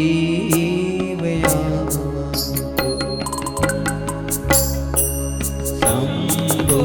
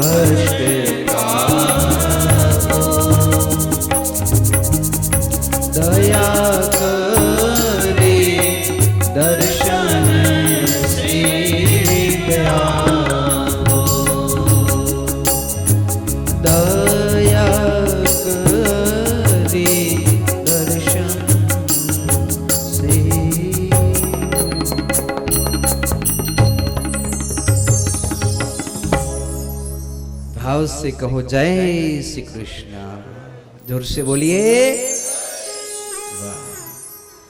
મહાદેવની કથા જે ભાવથી ગાશે એની ઉપર મહાદેવની પરમ કૃપા થશે, અને જેની ઉપર મહાદેવ કૃપા કરે તો એની ઉપર મારો કૃષ્ણ ચોક્કસથી કૃપા કરશે.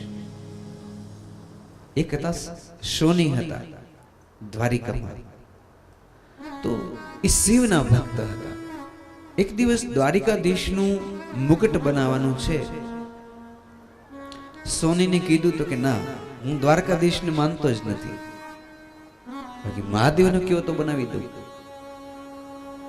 એટલે રાજાને કીધું, રાજાએ બોલાવ્યો કે ભાઈ તમે તો કારીગર છો, તારે કામથી કામ રાખવાનું, તું બહુ જ સારો કારીગર છો, તારાથી મુગટ બનવું છે કે નહીં, નકા જેલમાં નાખો. તો બિચારો પછી કે ભલે બનાવી દઈશ, પણ મારી એક શરત છે. શું? તો કે હું માપ લેવા નહીં જાઉં.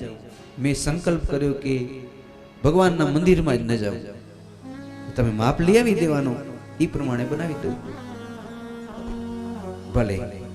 એટલે દોરાથી માપ લઈ એને દીધું, આટલો આવી રીતે આમ મુકટ બનાવ્યો. પછી એની આવે ને બધી સોનાનો હીરા રત્ન જડિત મોટો મુકટ હતો. અભિષેક કરી જ્યાં ભગવાનને પહેરાવા જાય તે તો આખું માથામાં હાલ્યું ગયું, આવડો પોળો થઈ ગયો. એટલે સોનીને કીધું આ પોળો થઈ ગયો છે, જો દોરો માપ્યો તો બરોબર, એ પાછો બીજી વાર દોરા મપાવે તો એ બરોબર. કેટલો પોળો થાય છે? તો કે 4 આંગળ જેવો થતો હશે. કાપી દીધો 4 આંગળ. પછી પહેરાવા જાય તો આવે ની અંદર માથામાં. પછી રાજાને કીધું આને જેલમાં નાખો ને, હું આવીને બરોબર મુકટ નથી કરતો. રાજાએ આંખ બતાવી કે જા મંદિરમાં જા. તો કે જાઉં એક શરતે, આંખમાં કાળા પાટા બાંધીને જઈશ. આંખમાં કાળા પાટા બાંધ્યા. હું મહાદેવ સિવાય કોઈને નમતો નથી, મને બીજા કોઈ ગમતા નથી. તો ત્યાં ગયો. પછી એને આમ માપ્યું. માપવા માટે આંખમાં પાટા હતા, આમ કર્યું તો એને શું દેખાણું ખબર છે? જટા દેખાણી, સાપના ફૂફાડા દેખાણા, ચંદનની સુવાસ આવવા માંડી. આમ તો સાચો ભક્ત હતો પોતે, મહાદેવ મહાદેવ જપતો. તેણે વિચાર કર્યો, હા આ જટા તો મારા મહાદેવની છે, આ શું મહાદેવની મૂર્તિ હશે? આમ કરી આંખમાંથી પાટા કાઢ્યા તો દ્વારકાધીશ વળી પાછા પાટા પહેરી લીધા. વળી પાછો આમ આમ માપવા જાય તો જટા જેવું દેખાય. એટલે ત્યાં જ બેસી ગયો, પ્રાર્થના કરી કે હે સદાશિવ, હું આટલો નાનકડો હતો ત્યારથી તને જપું છું, આજે આવું કેમ લાગે છે? ત્યાં તો ભગવાનજીને એને દેખાણા સાચે છે ક્રોધમાં. અને એમ કહે છે, એનું નામ હતું નરહરી, સોનીનું નામ. હે નરહરી, તો મારા અને દ્વારકાધીશનો ભેદ કરે છે. જોશે હવે જ્યાં આંખ ઉગાડી તો એ મૂર્તિમાં સામ સદાશિવ દેખાણ. એ જ અત્યારે દ્વારકાની મૂર્તિ, એ જ મૂર્તિ શામ સદાશિવ. ને ઘડીકમાં દ્વારકાધીશ થઈ જાય. આંખ બંધ કરી કે હું ને આ ભગવાન એક જ છીએ, એમ કીધું. આ બનેલી ઘટના છે. હવે તું મને વચન આપી દે, પધારો સજીભાઈ, હવે તું મને વચન આપી દે કે મારા દર્શન કરવા આવે છે ને, એમ રોજ તારે દ્વારિકાધીશના દર્શન કરવા તારે આવવા પડશે. બોલાવીશ? એટલે એને કીધું, હે દ્વારકાધીશ, હવેથી હું રોજ તમારા દર્શન કરવા આવીશ. તો દ્વારકાધીશની મૂર્તિ કીધું, લાવ ત્યારે તારો મુગટ બરોબર જ છે, હું પહેરી લઉં. અને એ મુગટ તો સુધારવાનો હતો, પણ જેવું માથામાં ભગવાનને મૂક્યું તો બરોબર થઈ ગયો. અને એ ભક્ત પછી દરરોજ દ્વારકાધીશના દર્શન કરવા માટે જવા લાગ્યો. એવી કથા છે. તો કહેવાનો મતલબ કે જે ભેદ કરે છે એના ઉપર ભગવાન બહુ ગુસ્સે થાય છે. આવું આગળ એક સરસ મજાની કથા છે. એક રાજા છે જેનું નામ છે ઉતાનપાદ. એના દીકરા 2 છે, ઉત્તમ અને ધ્રુવજી. રાણી પણ 2 છે, સુરુચિ સુનીતિ. સુનીતિના દીકરા છે ધ્રુવજી મહારાજ, સુરુચિના દીકરા ઉત્તમ. સુરુચિ એટલે રુચિ એટલે ગમે, ગમું હું. આપણે પૂછી, બેન તમે કેવા કપડાં પહેરો છો? અમને ગમે તેવા. તમે કેવા ભોજન ખાઓ છો? અમને ગમે તેવા. કેવા તમારા જીવનના વ્યવહાર છે? અમને ગમે તેવા. તો એના પેટેથી ધ્રુવ કોઈ દિવસ ન પ્રગટે. પણ એને પૂછી, બેન તમે કેવા કપડાં પહેરો છો? તો કે મારા શાસ્ત્રએ અમને જેમ આદેશ આપ્યો છે, નીતિમાન થઈ, નીતિમાન બનીને અમે વસ્ત્ર પહેરીએ, નીતિમાન બનીને અમે ભોજન ખાઈએ, નીતિમાન બનીને અમારું જીવન અમે હલાવીએ છીએ. તો એને પેટેથી ધ્રુવજી ચોક્કસ પ્રગટે. નીતિ અને રુચિ. રુચિ એટલે ગમે તેવું ખાવું, ગમે તેમ કરવું. એનું નામ છે સુરુચિ. એનો દીકરો થયો ધ્રુવ, ઉત્તમ. ઉત્તમ એટલે કે એને સારું સારું જ ખાવા ગમે, સારા સારા કપડાં જોઈએ, સારા સારા એ નંબરના મોબાઈલ જોઈએ. અને જો બાપાના લઈ દીધો ટૂંપો ખાય, મને આટલું જ આમ જ જોશે, બાપને કોઈ દી કમાઈને દે નહીં. એ બધા ઉત્તમ. એટલે કોઈના ઉત્તમ નામ હોય તો માઠું ન લગાડજો, પણ કહેવાનો મતલબ શું છે કે આનો આપણે અર્થ પૂછે. ડોંગરે મહારાજ આવું કરતા. ઘણા એવા દીકરા હોય કે એ દીકરા બાપને કે માને કે આખી દુનિયાને દુખી કરે, પોતે દુખી ન થાય. એ સુરુચિના દીકરા અંતિમ અવતારને દુખી કરે. જ્યારે સુનીતિના દીકરા તો ધ્રુવજી જેવા થાય. તો એક દી ધ્રુવજી ગયા રાજ્યસભામાં. તો જોયું તો માં બેઠી છે સુરુચિ, બાજુમાં પિતાજી ઉતાન પાદ બેઠા છે, અને માના ખોડાની અંદર બેઠો છે ઓલો નાનકડો ઉત્તમ. ધ્રુવજી 4.5 પોણા 5 વર્ષ, હજી 5 વર્ષ નથી થયા. અને એ ધ્રુવજી, બાબા બાબા, પિતાજી મહારાજ મને તમારા ખોડામાં બેસાડો ને, પિતાજી મહારાજ મને તમારા ખોડામાં બેસાડો ને. એટલે હાથ લઈ, આવો મારો દીકરો, આવો કુંવર પધારો. આમ કરી ત્યાં તો માતાજી છણકો કર્યો. કોણે? સુરુચિ. હે આ શું કરો? આ તો અડમાનીકીનો દીકરો છે, એ થોડો સિંહાસન ઉપર બેસી શકે. હાલ આમ કરી હાથ ચાલ્યા, તતડાયો. ધ્રુવને કીધું, જો તારે આ સિંહાસન ઉપર બેસવું હોય, તારા બાપની ગોદમાં બેસવું હોય, ખોડામાં બેસવું હોય, તો એક કામ કર, તું મારા પેટીથી મારો દીકરો થઈને જન્મ, તો જ તને આ ગાદી ઉપર બેસવા મળશે. હાલ ઉપર. અડમાનીતીનો દીકરો છો. દીકરાને બિચારાને શું ખબર પડે? પણ બહેનોમાં આવું હોય કે નહીં? આવું બહુ હોય બહેનોમાં. તો રડતા રડતા ધ્રુવજી ગયા. અને ધ્રુવજી જઈ પોતાની માં અડમાનીતી નદીને કાંઠે એક મહેલમાં રહે છે. માતાજી અખંડ દીવો જાગે, ભજન ભક્તિ કરે. ધ્રુવજી રડતા આયા, માં અરે ધ્રુવ બેટા શું થયું? આવ મારું શેર. માં મારું બહુ મોટું અપમાન થયું. મેં પિતાજી મહારાજને કહ્યું, પિતાજી મહારાજ મને તમારી ગોદમાં બેસાડો, પણ પેલા સુરુચિ માતાએ મારું બહુ અપમાન કર્યું કે અહીં બેસવું હોય તો તું મારા પેટેથી અવતાર લે, તો તને ગાદી ઉપર બેસવા મળશે. માં મને આમ કેમ કીધું? આજની બેન હોય તો છોકરાનો હાથ જલીને વઢવા જાય સામે, કેમ મારા દીકરાને આમ કીધું? પણ આ તો ધ્રુવજીના માં છે. એને કીધું, બેટા તારી માએ સાચું કીધું.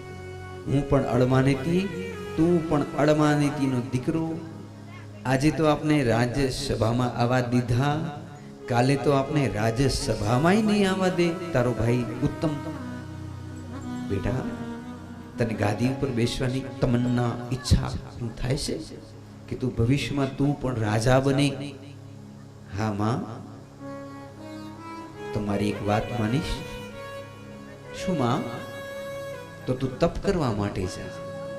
હું તને વચન આપું છું બેટા કે જો તું તપ કરવા જા તો તને તારા ભાઈથી, ઉત્તમથી, તારા પિતાજીથી એ મોટું રાજ્ય અને સિંહાસન, રાજગાદી તને મળશે. પણ તારે તપ કરવા જવું પડે.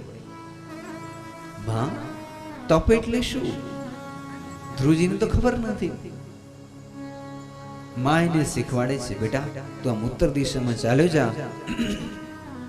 ત્યાં હિમાચલનો બદ્રી કેદારનો પ્રદેશ અને ત્યાં જઈ અને તારે ઓમ નમો ભગવતે વાસુદેવાય આ મંત્રના જાપ જપવાના. અને પછી માં, પછી રાતે તો મને બહુ બીક લાગે છે તે તો કે જ્યારે બીક લાગે, ગભરાए जब मन अनमोल तब मानव तुम मुख से बोल कृष्णम शरणम गच्छामि. જ્યારે બીક લાગે ત્યારે હે પ્રભુ હું તમારી શરણમાં છું એમ કહેવાનું. પણ માં મને તો વારે વારે ભૂખ લાગે છે, હું શું ખાઈશ? તો કે બેટા તું જ્યારે મારા પેટમાં હતો ત્યારે એણે જ તને ખાવા માટે આપ્યું હતું, પેટમાં પોષણ કર્યું હતું. તું જ્યારે જન્મ્યો ત્યારે મારી છાતીમાં દૂધ પણ એણે આપ્યું હતું, તને દાંત આપ્યા તો જમવાનું પણ એણે આપ્યું. કીડીને કણ, હાથીને મણ, તો તને શું ભૂખ્યો રાખશે? બેટા તારે સિંહાસન જોતું હોય તો તું તપ કરવા જા.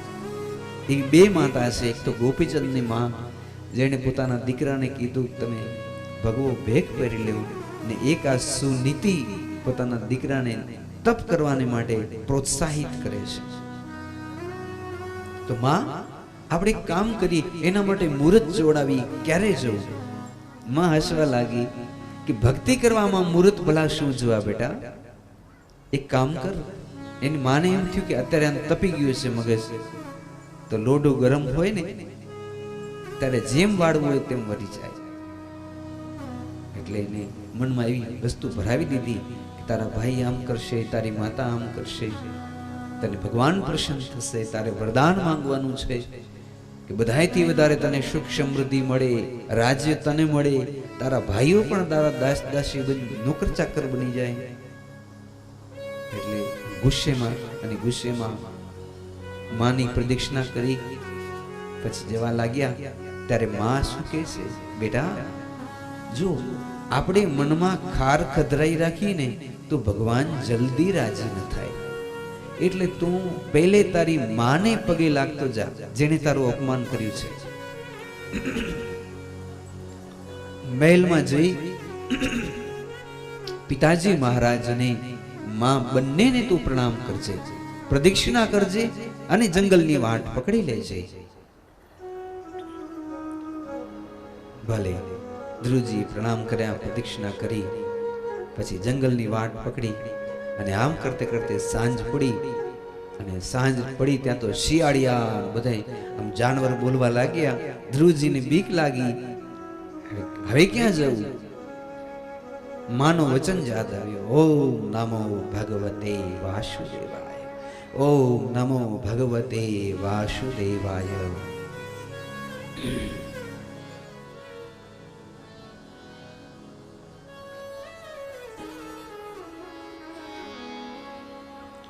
ઓ કરુણાના કરનારા, તારી કરુણાનો કોઈ પાર નથી, તારી કરુણાનો કોઈ પાર નથી.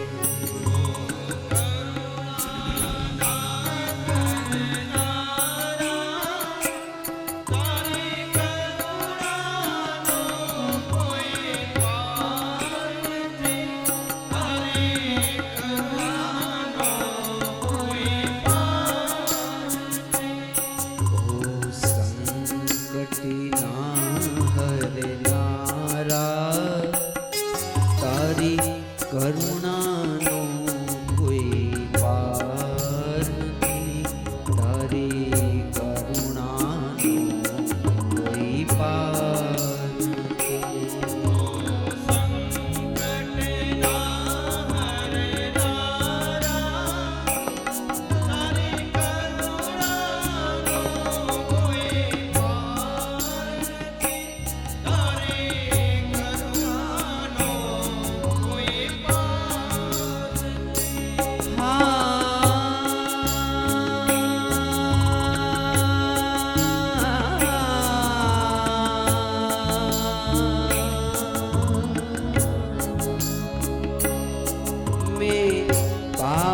કર્યા છે હું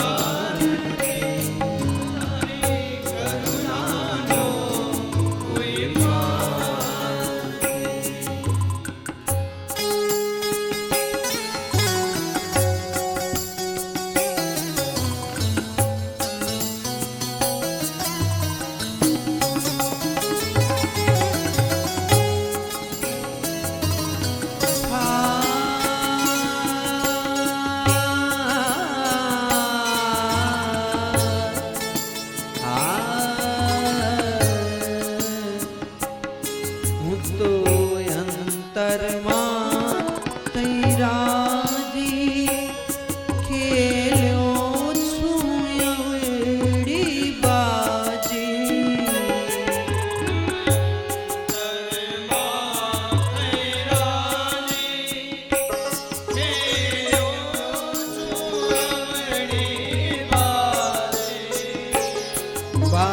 બાજી શવડી કરનારા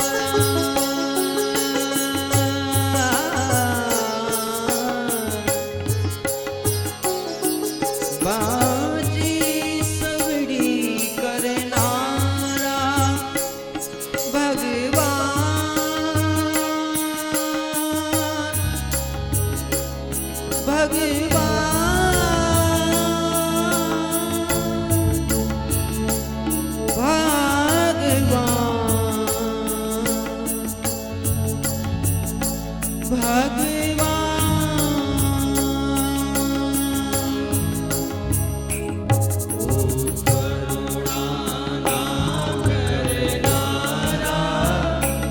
તારી કરુણાનો કોઈ પાર નહીં, તારી કરુણાનો કોઈ પાર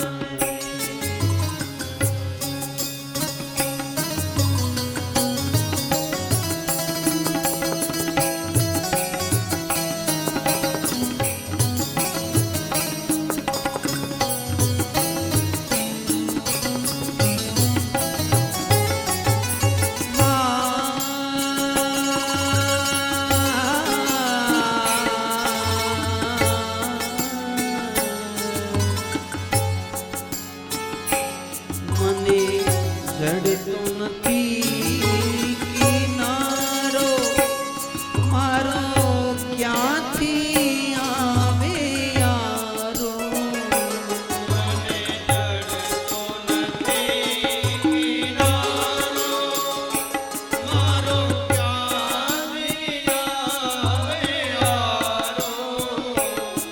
મારા સાચા કે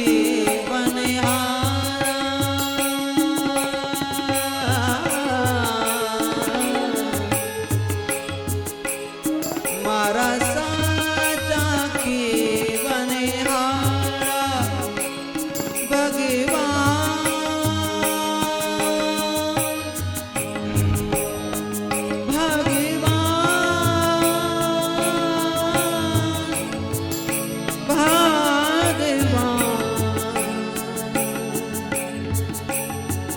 હારા